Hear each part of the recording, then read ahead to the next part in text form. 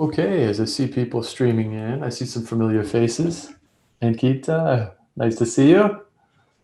Some other folks that I know. So it's nice to see everybody. And Moez, thank you so much for joining. My pleasure. Yeah, so I have the details of the conference. I have the details of the session. I don't have a whole lot of details of the bio for Moez, so I'm just going to wing it here. Um, Moez has been an inspiration for me. I follow a lot of the work that he does on LinkedIn. For those who aren't familiar, I'm sure most of you at this point are, he created PyCaret and is the author um, and creator. He created that in the summer of 2019. So he has mentioned that his motivation comes from the emerging role of citizen data science that provides a complementary role to the professional data scientists who bring their own expertise and unique skills. Um, I could go on. Maybe Moaz, you could give us a quick intro. I know that you've done some really interesting work.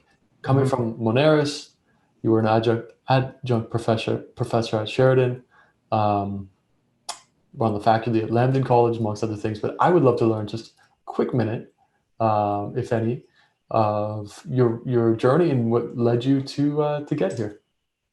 Sure. So I do have an intro slide in my presentation, and I'll cover a few things there. If that's okay. Awesome. Sounds good. And I'm sure if anybody has any questions, you can pop those into the chat. Hmm. Well, let's take a minute to go through those. Hmm. Yeah, and for those who are joining us from the conference, the MLOps World Conference, the main sessions, we have another day of workshops tomorrow. The main sessions will take place on the conference platform, which is Wednesday and Thursday. So you can join that as well if you'd like. Thank you so much. I'm going to pass it over to Moez, and I hope you all enjoy. Sure. Let me share my screen and let's see if it's working. Do you see my screen? We do, yes. All right, perfect. Okay. Good afternoon. Hello, everyone. My name is Moez Ali, and thank you for joining me today on Monday. I know how Mondays usually feel like, so I'll try to make a little bit fun for you today. Um, Agenda is pretty much back today. I'm gonna introduce myself, PyCaret. We'll talk about machine learning life cycle at a high level, and would kind of use that to introduce you to where does PyCaret comes into play, and what kind of impact it's creating, and how you can use it in your existing machine learning workflow.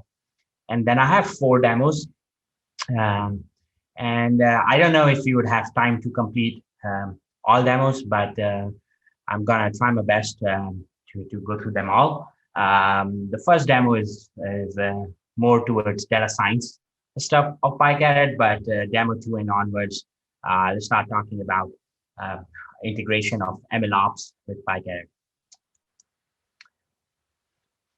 All right. So a little bit about me. My background is in finance and economics. I have a degree in finance. I'm a chartered accountant, and I have a degree in economics. And then I do have a little bit background here, data science and computer science in last 2 years as I was going through this open source project PyCaret. But before that, I never worked into computer science or data science. So my first half of career is mostly in business and finance accounting roles, where I've used a lot of data per se, but nothing specifically to machine learning, mostly analytics stuff. The industries I have worked for so far is healthcare, education, consulting, fintech. As David mentioned, I'm coming off from Monaris. It's a fintech company in Canada, and I lead the data science team in Monaris. And we are at the moment we do a lot of time series stuff at Monaris, and at the moment we are working on on building some novel methods to handle our forecasting need given the COVID. So those of you who are involved in time series forecasting in any way for business would realize that 2020 has thrown off everything for us. And for us, it's a little bit more challenging because we are kind of forecasting economic side of Canada. And there's a lot of complications, not just in terms of training time series model after COVID, but also if you think that there are a few things that happened during COVID, right? And there are few things that happened due to COVID, and things that happened due to COVID, we don't know if they are gonna revert back to normal. So for example, if people are buying more online now, uh, I think so that trend is there to stay. It's not gonna go back to 2019 or 2018 level. Maybe slow down a little bit, but these kind of substitution effects, it's very challenging to forecast. Um, I just, based on my work in last 6 years, I have worked in 4 different companies that happen to be in 4 different countries, and that happen to be in 4 different continents. So I moved to Canada 4 years ago, 5 years ago almost, and I'm coming off from a beautiful country in East Africa called Tanzania, near the Indian Ocean. And before that, I have lived in Dubai for a while. And prior to that, Pakistan, that's where I was born and brought up. Very active on social media, especially LinkedIn. Here's my LinkedIn profile link here. Very active blog writer. I do write a lot, at least once or twice a week. And my blogs are mostly these days, so it keeps changing over time. At one point, I've written a lot of engineering stuff, but these days I'm on a streak to write about solving business use cases. So I'm kind of targeting not just the data science or engineering part of it, but also how to complete the cycle by connecting the dots. And so you can take your machine learning model and generate some business value. And I realized the hardest part is actually quantifying that value. Some important links here: official website of PyCaret, GitHub, LinkedIn. The most important link here is down at the bottom, github.com/PyCaret/MLOps World 2021. That's the link where you would find this presentation and all the demos that I'm using today. You will find them here. So it's the most important link if you want to clone it or download it. And if somebody can just type it on the chat, please, PyCaret/MLOps World 2021. So people would be able to download and follow along if you want. All right. So what you're looking here is a machine learning lifecycle at a very high level. And you can almost take any machine learning problem and fit into these boxes: supervised machine learning problem. So it always starts with a business problem. Nobody knows what to predict. Nobody knows how to predict. It all starts with business problems. So let's say you have a subscription-based company and your cost of customer acquisition is too high, which means that if you get into a business of acquiring new customers every month, you would have to squeeze your bottom line, which basically means that you have a problem of retaining customers, because if you have to go out and acquire new customers every month, then you have a problem there. So this is kind of a preface of what business would face, right? So they would have this problem, and now you as data scientist or analytics, you'd have to take that problem, frame it into machine learning, right? That's why business problem and business problem framing stage is very important. It's a make or break deal. Once you have that figured out, that what kind of business problem you are solving and how you are framing it for machine learning. So for example, if you're solving the problem of propensity to quit, you are actually building a classification model to predict whether the customer would leave or not leave in next n periods. And the reason you're going to do that is so that you can send that signal to your customer retention team, which they would use that predictions that you produce every month to intervene in the process and actually stop that churn from happening. And there are many ways they can do that. Most common ways, they would actually offer some kind of promo, refund, or discount to customer and lock in for another year or 2 years, right? That's one common way to stop the churn. Once that is sorted out, the next stage is data sourcing and ETL, because as you would realize, outside of school, boot camps, and Kaggle, the data set in real life doesn't sit in a crystal way in CSV files. So you'd have data warehouse and very messy databases, and sometimes your data would not be structured in a way that you can directly create a pull. What I mean by that is, for example, when you're solving a customer churn problem, you want to have a lag between your data set and the outcome, because the whole idea here is you want to predict that event that is happening in future, that's 3 months in advance.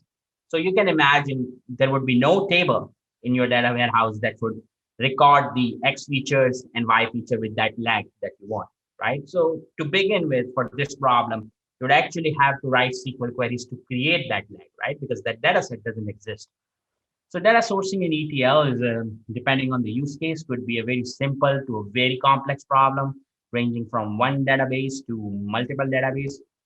And mostly data engineering stuff or data engineering team would come to your rescue in this part. If you're working for a very big company that has a structure set around all these things. Uh, the next phase is exploratory data analysis. This is where you are actually visually looking at your data, checking the distributions, checking the correlation, checking a bunch of other stuff. You haven't begun the modeling yet. You're just checking out your data, and you're basically using that visual or eyeball test that you would do. You would form some hypothesis, or you would form some assumptions that you would test later in your model training stage or data preparation stage. So, for example, if you see the distribution graph of age, let's say, and you're working on a financial institution problem, and you would see a very right skewed age distribution, you may say that, okay, I'm working on this problem for credit card fraud detection or something like that, financial application. There's, you know what, there's no value, like there is no much difference between 19 years of age and 20 years of age, right? And I don't want my model to focus on that. What I want my model to focus on is certain categories, such as 18 to 24, 25 to 32, 33 to 40, 41 to 50, and you can have a logic for that. You can say that, okay, 18 to 22, my first bucket is starters or career people who have just started their careers. 23 to 30 is my prime age, where people would be going out for more credit limit, buying their first house, getting multiple credit cards, vacations, stuff like that. 32 to 40 is where you are concerned about investments, stuff like that, right? So you know all this by doing EDA. When you do EDA and you understand business, you kind of form those hypotheses that you would actually do or you would actually act on in the data preparation stage. The next stage is data preparation. This is in context of machine learning, so it's different than ETL. Data preparation in context of machine learning would include things like imputing missing values if there are missing values, encoding categorical features. So if there are categorical features, you have to convert them into numbers through some kind of encoding, right? Because algorithms cannot work directly with categorical data, such as country, for example, Canada, US, Mexico. You have to encode it in numbers. Most simplest way of doing that is one-hot encoding, but there are other ways as well. Feature engineering, creating interactions between your feature, doing PCA compression in mind, doing PCA compression if you want, stuff like that comes into data preparation. And then, of course, the end of data preparation would be the first step of data preparation is obviously doing a train test split and then applying all these transformations on your train set and transform them on test set. So you don't use test set for any of this pre-processing transformations. Then you have model training and selection and deployment and monitoring. Model training and selection is a very big part. It's just one box in this diagram, but it's actually very big. Next slide, I'm going to split it into multiple sub-steps, and you would see. And then deployment and monitoring is basically when you go through the entire cycle, and now you have one model that suits your need, meet the business objectives, and meet your expectations for desired performance on any given metric. You would take that model and deploy it. And deploy simply means that somebody in production would be able to consume that model, get the predictions out of it, and act on it and satisfy any business goal that was aimed for, right? And if you see this process from data sourcing to deployment, this happens in iteration, right? And the most number or the highest number of iterations happen here in these two boxes: data preparation, model training, and selection. And the reason for that is you have so many options to try from. There are so many ways to impute missing values of your data. There are so many ways to do the scaling of your data. There are so many ways to do feature engineering, right? So what you want to do is iterate over these possible routes or combinations or blueprints, as some companies call it, and then iterate over the cycle and actually help you select one final model based on a given metric. And for these two red boxes here, data preparation and model training and selection, if we drill down into them, this is what it would look like. You'd have your data set, and then you would have train test split, and you have train set. Test set is put on sites. Some people call it holdout set as well. You impute missing values. You do feature scaling, such as min-max scaling, or transformations like Leo Johnson or quantile, stuff like that. Encodings, one-hot encoding is the most common one, but there are other encoders as well, like weight of evidence or target-based encoders, stuff like that. Feature engineering. So feature engineering actually has two parts. One is automated part. Most of the softwares, all the AutoML libraries, the software will provide you feature engineering from the perspective of automated feature engineering, which is you would interact the numeric features, you would create polynomials out of them, trigonometric features out of them, stuff like that. But in my experience, the kind of feature engineering that would actually end up helping you improve performance of your model would be business informed feature engineering. And there's no possible way to automate that. Nobody can do that. So this is not a replacement, or any AutoML library or software is not a replacement of business informed feature engineering.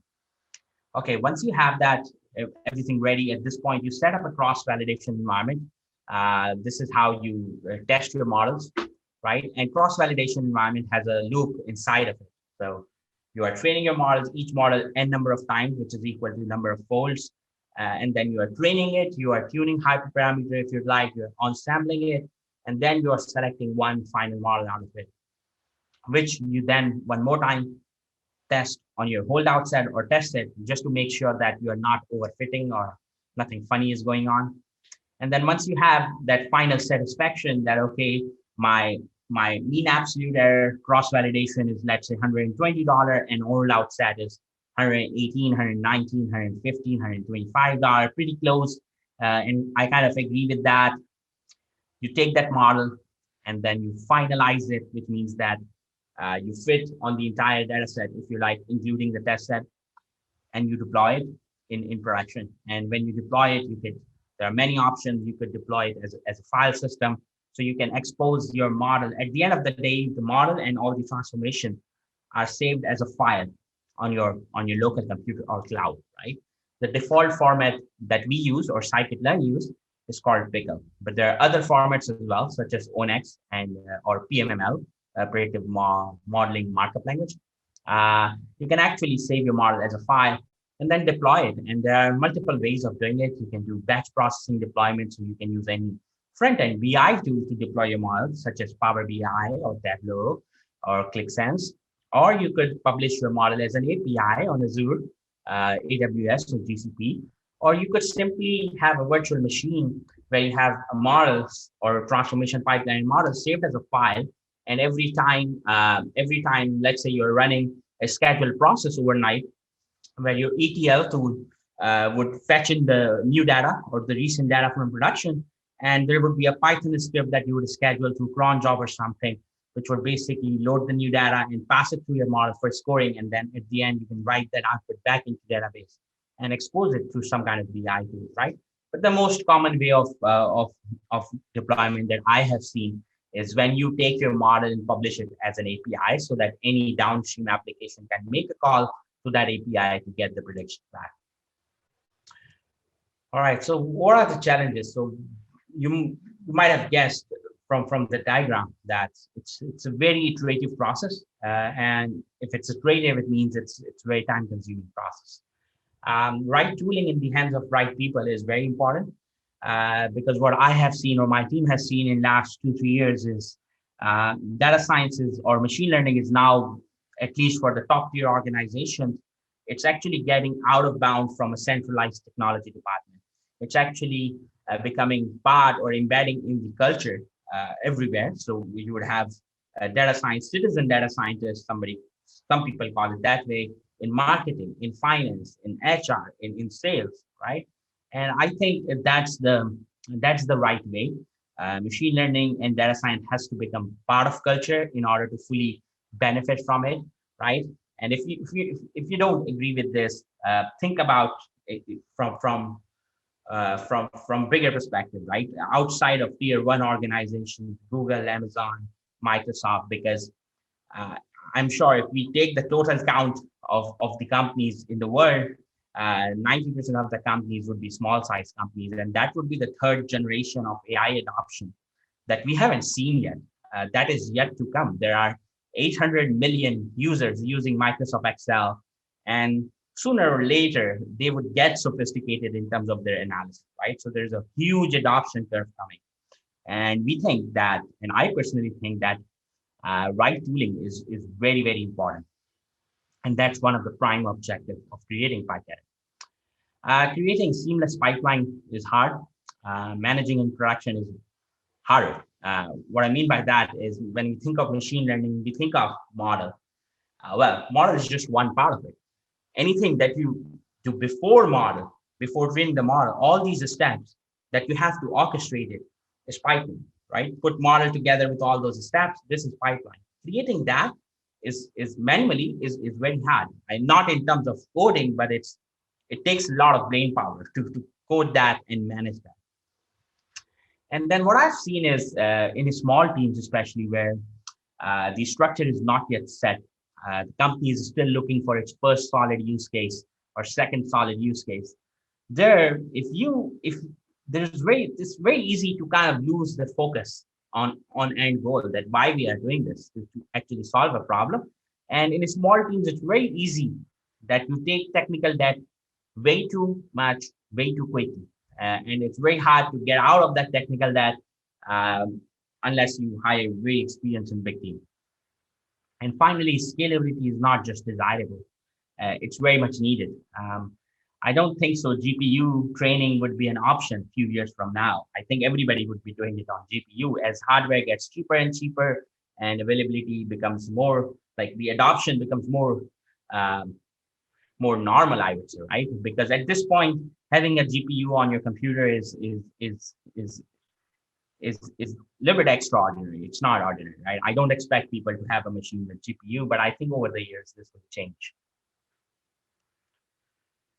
So what's PyCaret? It's an open source low code machine learning library, and it's an end-to-end model management tool that can be used to automate machine learning workflows in Python. It is built in Python for use in Python, and it is very Pythonic. It is commonly used for rapid prototyping and deployment of ML pipelines, and you will appreciate that in demo when I'll show you that.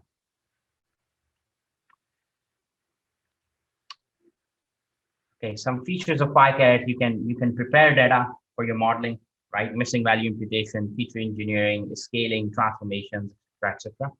You can do model training in PyCaret. You can do hyperparameter tuning, automated hyperparameter tuning. You can analyze and interpret your models and their results. And you select model as a byproduct of all these steps, right? Because the reason you are doing all these steps at first place is you want to select the model. And then experiment logging, it's possible due to our integration with MLflow, which is an open source library created by a team at Databricks, right? And that's our MLOps piece. At the moment, that's the only piece, but what we have seen in last few months that's happening with us is there are other sort of MLOps tools like weights and biases, for example. And there are a few others that are coming to us and they're saying, okay, because you are replacing the boilerplate code from PyCaret, you shouldn't be dependent on one logging system. So going forward, what we think would happen is all these open source Python libraries, or not even open source, but even paid one, for example, that can allow you access to API, they would all be integrated into base PyCaret, which means that you get an option to choose your backend. Similar to what we are doing for hyperparameter tuning, you have an option to choose your backend. Do you want to use Optuna? Do you want to use Scikit Optimize? Do you want to use HyperOp? Do you want to use Scikit-learn, etc., right? So I think in future we are going into that direction where We consider PyCaret as a tool for your experiment design, setup, and execution, which means that we don't want PyCaret to be installed at runtime. We want you to use the runtime of TensorFlow, PyTorch, scikit-learn, because we don't want to create another wheel for you. What we want to do is, even though there are certain things that PyCaret is doing natively, so for example, our iterative imputation in classification and regression is our original implementation. And over the time, what we are going to do is take it and pull it back to scikit-learn, because we think that's the right place where all these transformations and estimators should be maintained. PyCaret, think it as a super abstractor of everything. At the moment, we have these use case supported. You can see classification and regression for our supervised machine learning, and clustering, anomaly detection, association rule mining, and NLP for unsupervised machine learning. And we have time series module coming up. We are releasing alpha for time series module on June 28th, and beta would be released 1 month after that. And then hopefully you can expect a stable release somewhere in quarter 3, end of quarter 3, or somewhere around time. If you would like to help us with alpha testing, please join us on our Slack group. The link is in the presentation. And there's a channel called Time Series that you would be subscribed to by default. Just give a heads up that you would be available for alpha testing, and we would appreciate your help. So this is the graph that you are seeing in front of you. Is x-axis is basically the workflow. So there are 4 stages. We have taken and broken down the diagram into 4 stages: preparation, training, selection, evaluation. Y-axis is cumulative lines of code, and 2 lines, blue color and orange color, represent scikit-learn, which is our base library, and PyCaret. And you can see by the time, so what we have done is we have created a list of tasks and asked 2 people to execute the same task and achieve the same result approximately using scikit-learn code and PyCaret code, right? And you can see by the time experiment was finished, person A, who has used scikit-learn, had written 170 lines of code just for a very small experiment, very toy data set example. And in PyCaret, that was achieved using 22 lines of code, right? So you can see that's a very big difference already. And not just think in terms of writing the code, but also maintaining that code. And now imagine somebody without a computer science background using Jupyter Notebook Python for the first time. This big difference is really big in terms of motivating somebody to start working on things. Some statistics. So the first stable release was made public in April of 2019. So it's been exactly like 15 or 16 months. We have over 500,000 downloads, which basically surpasses all the other common AutoML libraries in Python that you would have heard of in terms of download numbers. We have more than 3,000 stars, 1,700 plus commits. And the number that I'm most proud of is 46 contributors, and our goal is to just keep increasing it. It's a community-driven project, and I'd like to get people from community join us in maintaining the project or building it more and more. Some integrations with PyCaret, so you can see scikit-learn. Rapids is what we use for our backend for GPU training. Amazing open source project. Ray is another open source project that we use for distributed hyperparameter tuning. If you're working with PyCaret on clusters, MLflow is for our MLOps piece. XGBoost, like GBM, CatBoost is our trainers, right, with the algorithms. Then GenSim Spacey for NLP model. All right, with that brings me to the end of presentation, and let me just switch over to Jupyter Notebook. Okay, so you guys see my notebook? Can somebody confirm in the chat? Okay, very good. All right, so the first notebook that I'm using now is Demo 1 regression. And if you don't have PyCaret on your computer, you can use pip install PyCaret for baseline PyCaret, and pip install PyCaret full for complete version, which kind of have a lot of bells and whistles if you install full version. Okay, let me just restart my kernel. So for the first demo, the data set that I'm using is a very simple toy data set for a regression problem. Each row in this data set is a patient. And charges column, which you can see is a continuous value, is my target. So based on the attributes of patients such as age, sex, BMI, etc., we have to predict charges, right? In PyCaret, if you remember that flow diagram, which starts with business problem, then ETL, then EDA, and then data preparation and training and selection, right? So this is data preparation. In PyCaret, for every module, this step remains same. So you don't have to learn a bunch of code, and you would realize that there's nothing to remember, right? And the consistency that you see between modules is not coincidence. It's very intentional, so that you don't have to do different steps if you are predicting a continuous value versus predicting a discrete outcome, such as classification, for example, right?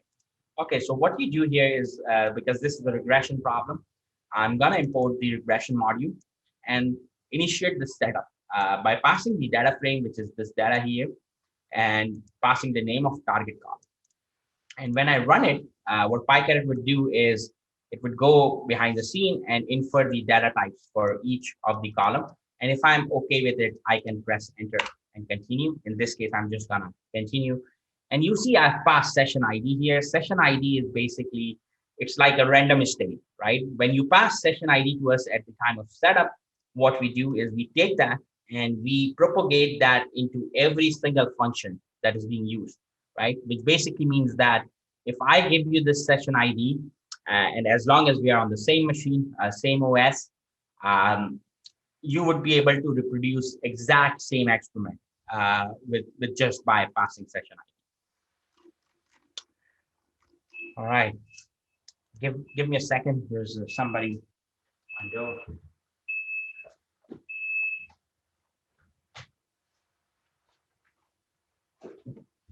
All right, sorry.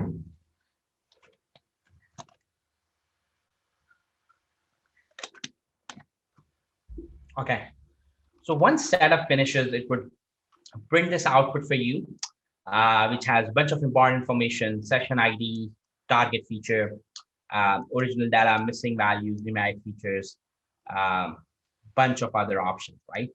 Now, we are not using any of this functionality right now, but if you were to use it, there's no big deal. It's a matter of just passing true or false. So for example, if you wanna do PCA, just pass PCA is equal to true, right? And this time around, it would actually do PCA. So if you notice, we only have two columns in the data set, right? When you pass through behind the scene, it has imported untrained PCA, fit it on your training data, and put it in your pipeline, right? That's what it is doing for all of these options. There are about 20 or 25 of them. So there's full coverage. Anything that you can do in scikit-learn, you can do that in PyCaret. And also, if you want to go beyond that, we obviously have a flag here called custom transformer. So you can actually write your own object class and integrate it with PyCaret if you're like. Similarly, if you want to use GPU, just say use GPU is equal to true. And this time, if you see, it would say use GPU true. So what it means is all the workload would fall back on GPU if you have one, CUDA-enabled GPU. And instead of using scikit-learn estimators, we are going to use the estimators from Cumin, right? So that's what it is doing. I'm going to set it to false because I don't have, actually delete it. I don't have GPU on this machine. But basically, if you see the documentation of this, you would find a bunch of information here, which is easy to understand, hopefully. Okay, this is how you can check. And so PyCaret is not a black box, which means that anything and everything that we do, you can access it, you can change it, right? It's just a matter of knowing how. So we have this function called getConfig. You can use getConfig to access anything and everything, right? There are a lot of things that we do and everything is accessible. Xtrain is very intuitive. You're trying to access Xtrain here. So this is your training data set, 936 rows. So this would match with your shape of training data set here, right? And you have 14 columns.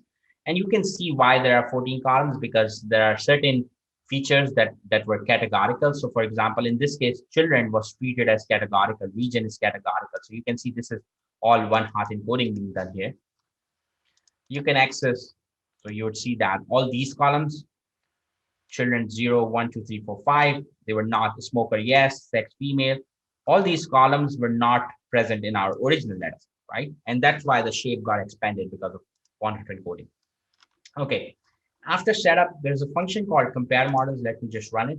So what compare models does is behind the scene, we have this library of estimators, which have all the estimators of scikit-learn, LightGBM, XGBoost, CatBoost. And just because the estimator is not part of our library doesn't mean you can use it. You can still use PyCaret with your custom estimators. There are a lot of articles around that. One that's recently posted today, and you can read that to actually see how you can use your own estimator, which basically means if you want to write your own class using NumPy, SciPy, and just create your own maths, you can pass that object to PyCaret, and as long as it is consistent with .fit and .predict API, it would work the same way as everything else works. So this function behind the scene, it basically takes all the estimators available in the library, right? And it fits them using 10-fold cross validation. You can change the number of folds, you can change everything in PyCaret. So by default, it uses 10-fold and compare all these metrics for all the estimators. So each raw here is a model. So gradient boosting regressor, cat boost, and these metrics are average 10-fold cross validation, right? If you would set fold is equal to 3, like this, it would be 3-fold average cross validation. You can remove any metric, you can add any metric if you'd like. There are again articles around that. Um, but here, what I see is my best model based on this data set, mean absolute error of $2,700 is gradient boosting regressor, right? And this parameter, or sorry, this variable best would store the model. So if I print best, it's a gradient boosting regressor. And if I show you the type, it should be scikit-learn ensemble gradient boosting regressor. So our focus is not to recreate a wheel. And that's why we are giving you the original scikit-learn estimator back. And in case of XGBoost, we'll give you XGBoost back. In case of deep learning module that we'll have in future, we'll give you TensorFlow pipeline back. Because we don't want to create another runtime for this world. So while compare model is a very good function, it's a good starting point. Create model is actually a more granular function where you can pick and choose the model. So you can see that I've passed estimator DT, which is the ID for decision tree, right? If you see the documentation, you would see all this list. Another alternate for that is just say models, and you would get a list of all the estimators and their ID, right? So I trained a decision tree here. You can see this is 10-fold decision tree, and it's the mean and standard deviation. This number here, 3148, should match back with what we see in compare models. So if I show you decision tree here, 3148, right? And the reason is this is just the compressed view of create model, right? So if you want, you can actually write a loop to create this table using create model very easily. Okay, so you can change the fold. So if I want to say fold is equal to 3, now you see this is a 3-fold model. Obviously now this number doesn't match with the one you see on top because it's a 3-fold average. You can there's a bunch of options here that you can play with. You can tune the hyperparameters. Let me set it back to just make it default, right? Again, this is decision tree regressor. You can tune the hyperparameters of model using tune model. So you can see by default my decision tree with this parameter here. So it's doing $3148 in mean absolute error. And now after tuning, it's doing $2,051, so improved. By default, we have, so basically behind the scene, we have dynamic grids set up. And as you choose the model or based on the model that you pass us, we bring those dynamic grids in and start tuning it. By default, we are using random hyperparameter search from scikit-learn. But as I said, we are like extractor. So you can actually pass a search library parameter and point it to anything else. So in this case, I'm saying, okay, tune the hyperparameters, use Optuna backend. Tune the hyperparameters, use scikit optimize backend, right? And obviously you get different results. So in this case, I can see Optuna did pretty bad hyperparameter tuning. Maybe I can increase the number of iterations or maybe something else or change my grid. But basically, the All these other libraries for hyperparameter tuning, all of them are great. Sometimes even random hyperparameter search from scikit-learn works good. But the problem is all these APIs are very different. So if you were to do it yourself or you're a citizen data scientist or analyst, you would have to learn 6 different APIs. What PyCaret is doing is it's using the same search space, but a different method. So depending on the parameter that you pass to us, we would just change the method. So in case of scikit optimize, the default is set to Bayesian grid search, I guess. In Optune, I think it's tree-based, TPOT or something like that. But basically that's what it is. You can ensemble the model. So in this case, my tune decision tree, let me just rerun this one, which is the good one. Where is it? No, this one here. 2051. And let me just pass that into ensemble model function. So imagine we started with the decision tree doing $31.48 in mean absolute error. We have gone down to 2051 when we tuned the hyperparameter. And now I have ensembled it and it has gone down further by $15. Although I don't think so it's mattered that much. But yeah, the point is it improved. So what it's doing is this is this decision tree that we train and then we tune. And then when you ensemble it, it actually wraps it around Bayesian regressor. And it's the same thing. So if I just show you the type of this would be a scikit-learn ensemble, right? There's another type of blending where you actually create individual models and you put them together, take their soft or hard voting. In case of regression, there's no soft or hard voting. You just average them, weighted average or equal average. You can change the methods. But basically what I've done is I've created 3 individual models, decision tree, last, okay, and then no logic here. I just randomly created it. And then I've blended them together, pass these as a list. And what you have here is a blender. You can see results are pretty bad because I have not chosen my model carefully. I've just picked 3 random estimators, right? But again, this is scikit-learn, right? These are all your models, and this is your voting regressor from scikit-learn. Stacking is another form of ensembling. It's a little bit different than voting. But again, the concept is same. You just pass your models in stack model function. What you get out of it is a stacking regressor that is wrapping your individual models. You can see decision tree, k-neighbors, blah, blah, blah, right? Remember, we talked about interpreting or analyzing your model.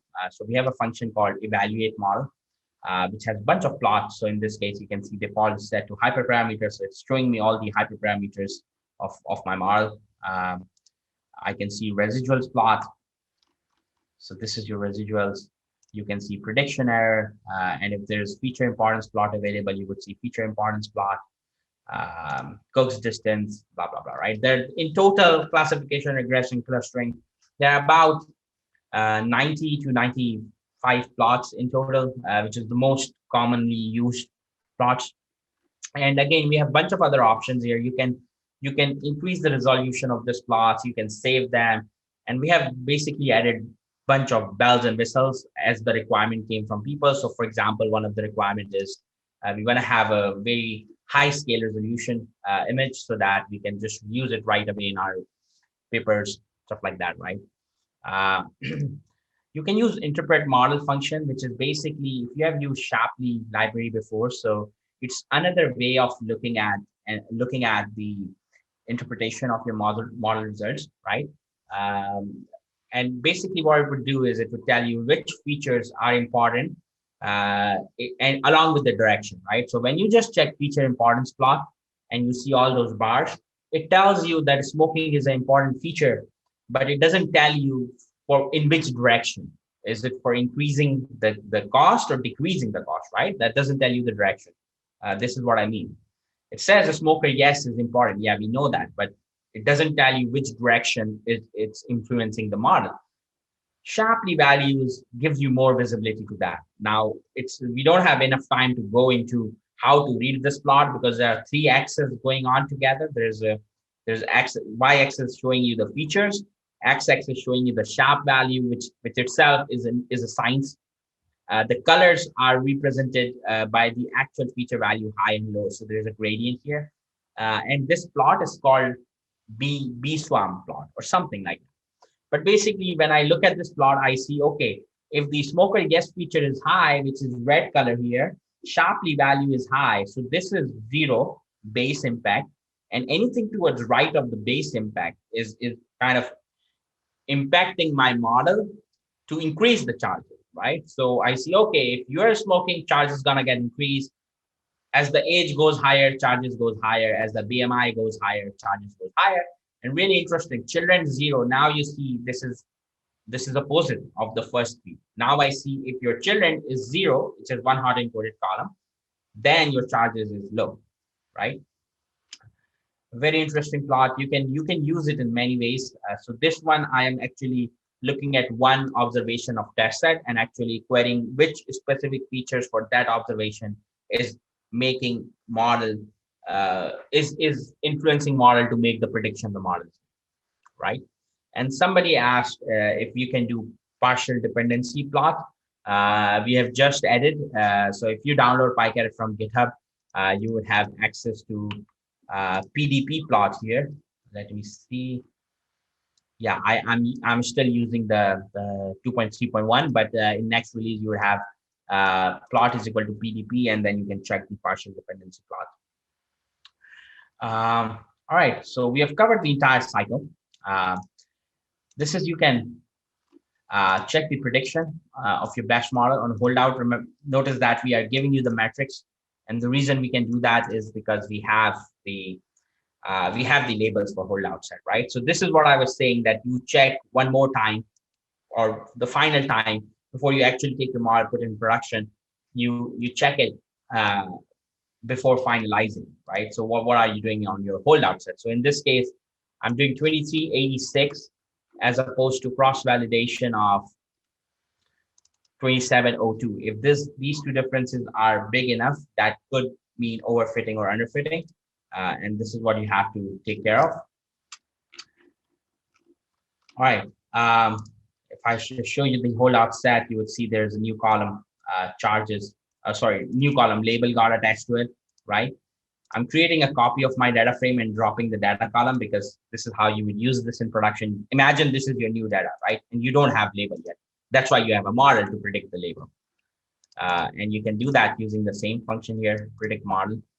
And notice that my new data set is not one hot encoded, right? It could have missing values. It's not encoded. It's not normalized.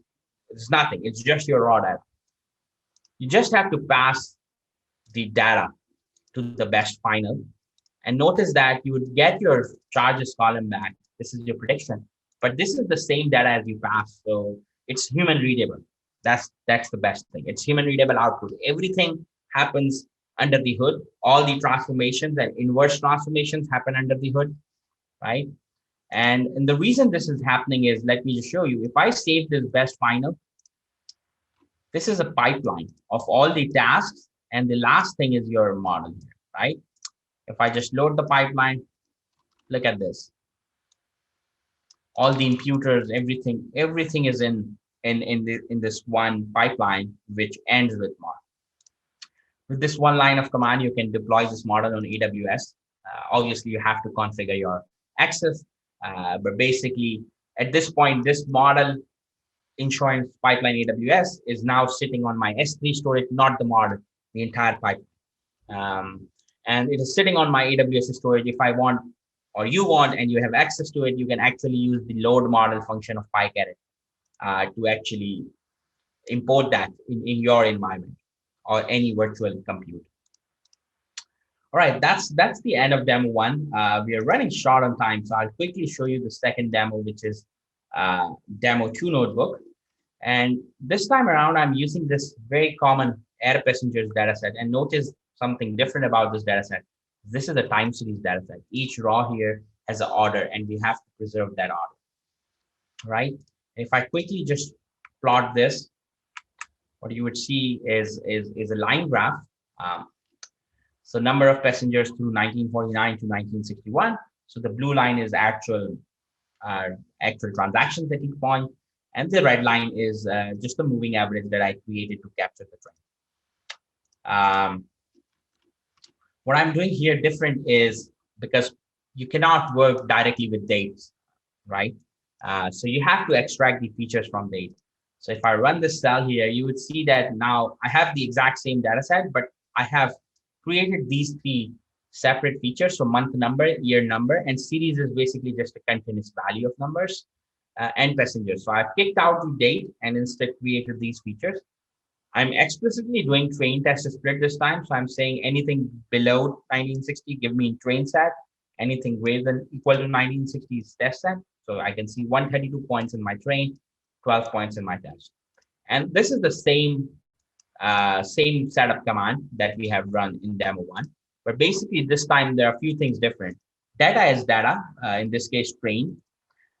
Remember, so this time I'm passing my test set, which basically means that if you give test set to PyCaret, PyCaret would say, okay, because I was given an explicit test set, I'm not gonna create a separate holdout for it. I'm gonna use your test set as a holdout set. I'm passing target is equal to passengers because that's the name of the column.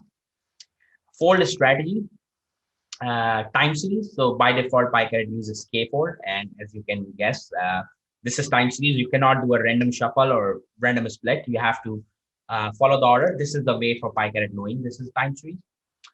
Numeric features year and series. So remember in last example, children was treated as categorical feature. That's why you're seeing children 0, children 1, children 2.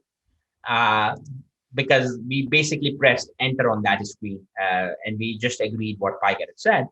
But this is one way of overwriting the feature type, right? Because we are using some kind of algorithm to infer the features data type, the real logical data type, not the physical. But you can actually override that by explicitly passing numeric features or categorical features parameter. Fold is equal to 3. I don't want to do 10 fold here. Transform target true. So because this is not a stationary data set, what I've done here is I'm saying transform target true so that PyCaret would transform the y variable, in this case passengers, and it's not just transforming it, but it's also inverse transforming it when you call the prediction of it, right? Otherwise, you'd have to do it manually outside of PyCaret. So this transform target true will handle that for you. And this time I'm passing log experiment true, experiment name, air passenger, log plots true, log data true. I'll show you what's the effect of all these here, but let me just run it.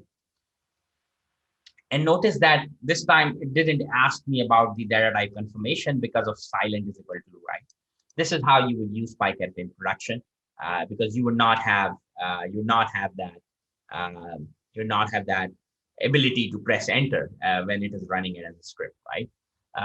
Transform target is actually, it's gonna apply the Yo-Johnson transformation by default. Box-Cox transformation by default. So it would take your actual values, convert them into Box-Cox transform values and do the modeling on that. And when it returns you the prediction, it would return you human readable output. So it would do the inverse transform, and we'll see that. Again, I can just check the index. So it goes from 0 to 131, and I'm expecting test set from 132 to 143. I'll repeat the same process, best model, compare models, right? And this time I'm saying that for me, the most important metric here is mean absolute error. So I'm just passing sort MAE. It would use that sort order to return you the model, right? If you pass sort is equal to R square, and let's say there's other model B, which is top based on R square, it will return you model B. So I'm kind of being explicit here that MAE is what I care about. Okay, so least angle regression with a 22,000 number of passengers, I guess that's the unit. Again, this is a scikit-learn model, and this time you see this is wrapped in a power transformed target regressor. This is our regressor, which is wrapped into this. Okay, if you check the holdout, 25,000 versus 22,000, that's okay. You can evaluate. You can see residuals, feature importance. If it's a tree-based model, you can see decision tree, blah, blah, blah, right? And now, because this is time series, right? I don't have a future X data set. What I'm doing is I'm creating a date range and I'm plotting it. So sorry, this is not future predictions. This is basically me fitting the actual numbers. So the blue line would be the actual. And then I'm also plotting the in-sample prediction, right? And you can see the last part here. this is our holdout set. But normally you call this in-sample predictions. Here I'm creating a future data set from 1961 to 65, right? And just creating the same features because this is regression, finalizing model, and then I'm calling prediction on my future data set. Now I have my future data set predictions here. And if I plot it, the blue line is the actual, the red line is prediction, right? It looks nice. It looks okay to me. And now because we have passed that log experiment is equal to true, as a result of that, you can imagine what happened is everything is being logged into MLflow. And if you start MLflow UI on your computer using MLflow UI command, you'd be able to access this. You'd be able to access this nice UI, and you would see that I have air passengers. That's the name of the experiment I've given. Every run here is tracked. So these are all the models that we trained, their metrics, their parameters. So it's a pretty big giant sheet here, but let me just click into one of the models. So in this case, least angle regression. You see date time run, you see source, user. Imagine you are using this tool PyCaret in your team. So it kind of adds value that all of your data scientists are actually logging everything in one place.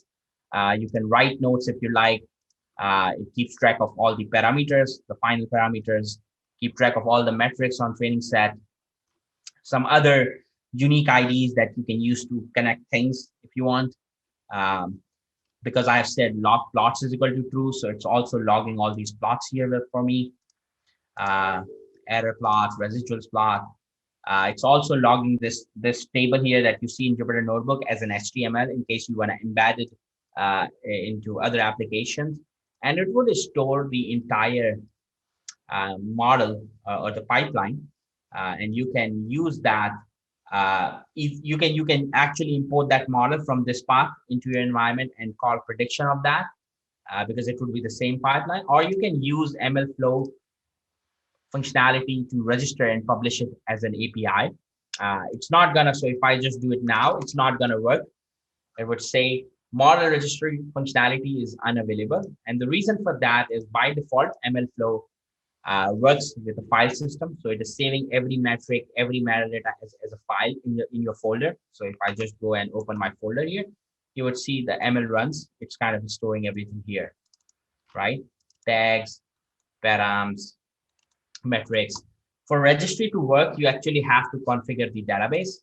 And it's not hard. So the only difference is demo4.py file, which I have already uploaded on GitHub. And if you see here, this thing here, if you just include this in your script, MLflow set tracking URI to a database, and then open the MLflow using this database, you'd be able to use that functionality, right? So the file is uploaded. Hopefully you'll not face any issues. And if you do, there is a video on PyCaret's YouTube channel where I just presented this MLflow database part in Data AI Summit. So the video is there. Hopefully if you have any question, that would help you. We are just over time. I actually have the third notebook. I'm not gonna run it because it's already run, but basically this is time series. And this is data set from Kaggle where you have daily level time series for at store level and SKU level. So there are 500 different time series. And I have used that data set to create a loop for individual time series and then train them together to get an output like this, which basically tells me for store one, item one, the best model is Bayesian Ridge. For store one, item two, Ridge regression ended up as the best model for store one, item three, so on and so forth, right? So that's, and you can imagine in a situation, this is our prediction. You can imagine in a situation like this, where you have a very big batch run, how useful MLflow would be, right? Because you would not run this in your notebook and sit while this is running. You would ideally schedule it as a script somewhere. And then next morning, you just go to your ML run and see the output as opposed to you being sitting in front of it. Okay, so that brings us to the end. And let's take a few questions here. I have a chat screen open. We have a question here. Please tell me about data cleaning, data prep, and EDA in PyCaret. If I use linear model, how do I see coefficient table and ANOVA results? So so for example here, if you still see my notebook, if you do LR, this is linear regression, you would access your coefficient in the same way as you would access for scikit, right? Which is by this notation. This is your coefficient. Now you not see ANOVA table. This is not integrated with the stats model. But if that's the functionality you would like to have, please feel free to open a GitHub issue, and we'll categorize that as enhancement. If I use linear model, okay. Is it possible to pickle the model and save it to PMML file? So right now, when you use save model, it would save as pickle file, not PMML yet, but PyCaret 3.0, which is in our roadmap, would include the conversions for ONX and PMML both. So transform target is basically, you know how you do scaling on your data. Sometimes you convert them into z-score, min-max. Transform target is another transformation, in this case, box cost transformation, but it is applied on your target variable as opposed to your X features. So if you want to put it in context of regression, this is where you are modeling transformed Y given the X. Hope that helps. Not human readable, but to be integrated into Java project. Yeah. So for now, if you have a Java project that you want to integrate PyCaret into Java project, I have an article of converting PyCaret models into ONX. That might help you. I mean, you cannot save model, do not do that by default. That doesn't mean you can do it. You cannot do it, right? Because there's a library called sklearn to ONNX, and you can use that library to actually train everything using PyCaret and then just take the object and convert it into ONX if you like. So here's the article. Let me just post the link here. Recording of session will be available. David is the right person to comment on that. What is the recommended way to export a trained model from PyCaret? Because when I tried to export using the pickle, the models import, there is a problem in the input shape. It's adding some extra parameters. Shouldn't do that. If you're able to log a issue on GitHub and just write the specifics there and show us how we can reproduce, we can take a look. Slack invite, yeah. So the problem is Slack invites keep getting expired in every 15 days. I'm gonna post the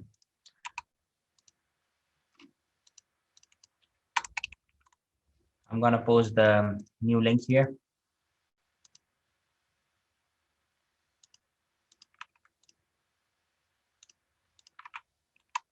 So this is the new link. And also let me post the ONNX. All right. I guess we can take two more questions if there are any. With compare models, we can find which model is the best model, how to hyper tune them. Yeah, the good thing is you can actually you don't need to know which model would be the best model when your data set changes, right? Because the best model would change every time as you change the data set. But you can actually dynamically tune it. So this compare models function returns the best model, which is gradient boosting regressor. If you just pass this tune model and you do this, it's gonna tune the hyperparameter of gradient boosting regressor dynamically. So if you would like, you can actually create what do you call it, chain formula. So you can do this tune model. The input of tune model should be compare models. And if you do this, just like Microsoft Excel, it would execute the compare models first, and then whatever the best model of compare models, it would tune it, right? Hope that happens. And you can actually write pretty long nested functions. So if you can then further wrap it in your ensemble model. right? So now it would use compare models, tune it, and pass the tune model into ensemble, right? Um, I I mean I depends on how you like to do it, but obviously as you start nesting more and more functions, the readability is affected, right? So you're better off doing in 3 different lines. How to see versions of all dependencies? Um, if you go to our GitHub, you would see the requirements file. Would have some libraries pinned, some are not pinned, but this is where you can check.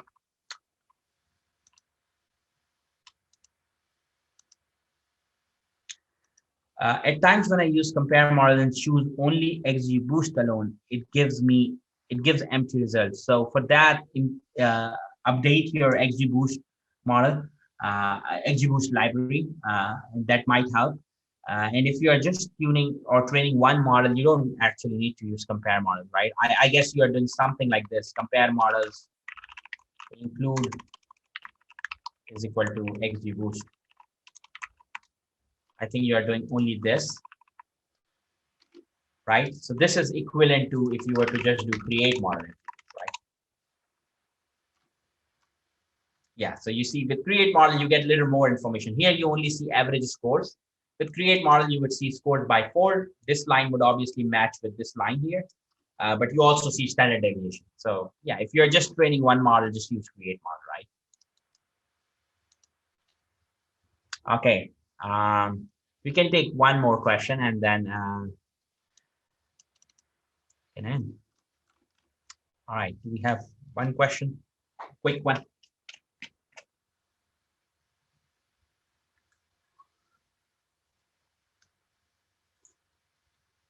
Yeah, tune model XGBoost will tune for one model, right? Whatever model you pass inside tune model, um, that will be tuned. But you can actually create a loop for that as well. So if you have, let's say, create model LR and create model DT,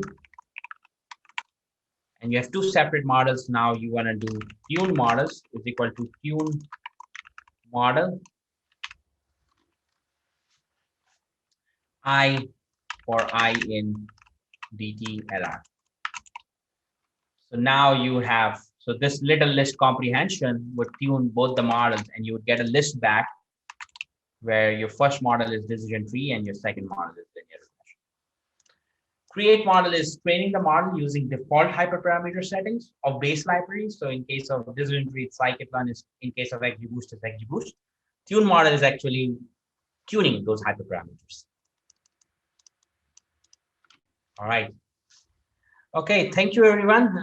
Thank you for being here. I hope you find it helpful, and please feel free to engage with the team on Slack or post about this on social media or just follow us. Thank you everyone. Thank you, Moez.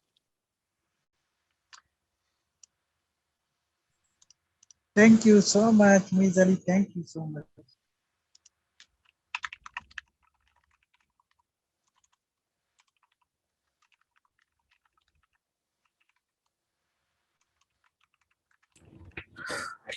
Hey, Moez, thank you. And if you actually have some time, I'd like to have a quick question. I'd like to put PyCaret in a workflow tool like Kedro, let's say, and run experiments and store each of the like outputs of each of the nodes, like interpret and your metrics and all your feature coefficient plots and stuff, and version it. Is there any support? Because I see it's kind of embedded, and Jupyter Notebooks is kind of like the right tool for you to visualize it immediately. But if I want to put it in a workflow tool, can I store the outputs, save it, and let Kedro handle the versioning? Yeah, so if you see my screen, so I think that's a good question. So you see my screen? Uh-huh. So if I do plot model LR, so this is the plot that you would like to save, for example. Mm-hmm. If you say save true, Mm-hmm.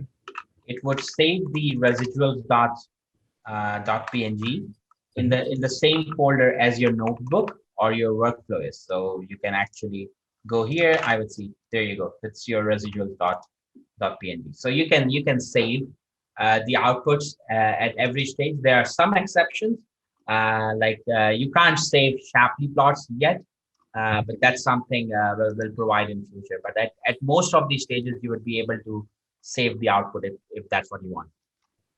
I see. All right, cool. I appreciate All it. right. Thanks. All right. Thank you. Bye, everyone. Thank you.